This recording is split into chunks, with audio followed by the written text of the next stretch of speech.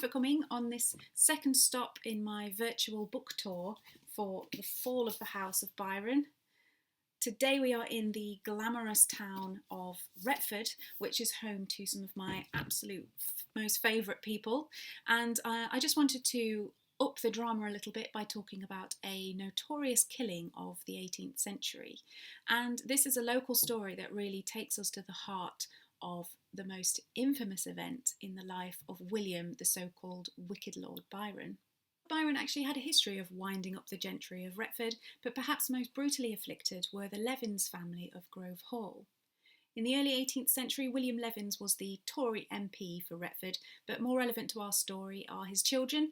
First of all, his daughter Anne, who married Patricius Chaworth in Grove and then moved with him down to Annesley Hall, neighbouring the Byron estate. So their two boys grew up within shrieking distance of the slightly older Byron boys, including William and the future foul-weathered Jack. Now, Anne's own gossiping letters, which reveal the lifelong petty disputes between her son and Lord Byron, are fantastic and show that the so-called wicked lord could really ramp up the charm when he wanted to get back into people's good graces. Then we have Anne's brother, William Levins, who became caught up in the sensational murder trial of 1765 after all of those petty disputes finally ended with Lord Byron sticking his sword into Chaworth's belly and right through his back. So unfortunately, basically all the main players in this story are called William. I can only apologise, there's nothing I can do about it. Just wait until we get to the story of John's shipwreck, where more than half of the crew, I reckon, must have been called John. It's not very helpful for historians.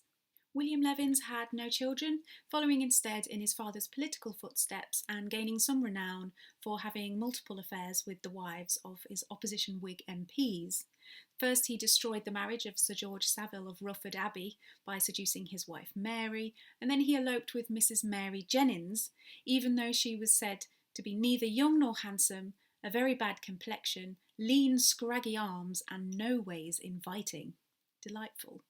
So he was hardly irreproachable, but he does appear first as a much more sympathetic figure in our story on the 26th of January 1765, as he's receiving a late-night call to the deathbed of his nephew William Chaworth. After Byron has already hightailed it home spattered with blood and begins plotting his flight to France, it was Levins who the dying man wanted by his side as he drew up his will. In particular, he wanted to make provision for an unborn illegitimate child. And it was Levins who spoke up against Byron most vehemently in court, which is quite brave, considering that his opponent was a peer of the realm. One witness described Levins's grief at his nephew's bedside and his efforts to discover if this had just been a savage attack or actually it was an honourable duel. Mr. Levins, in seeming great distress, said to him, "Dear Billy, for God's sake, how was this? Was it fair?" On giving his own testimony, Levins hinted that the cowardly Byron must have taken a spontaneous opportunity to lunge at his opponent while he had his back turned towards a door. On being asked about his nephew's final hours, he said sorrowfully, "My lords, he was never free from pain." Though in the end, Lord Byron escaped with nothing more than a fine and he promptly scampered off on a family holiday, no such merriment awaited Mr. Levins.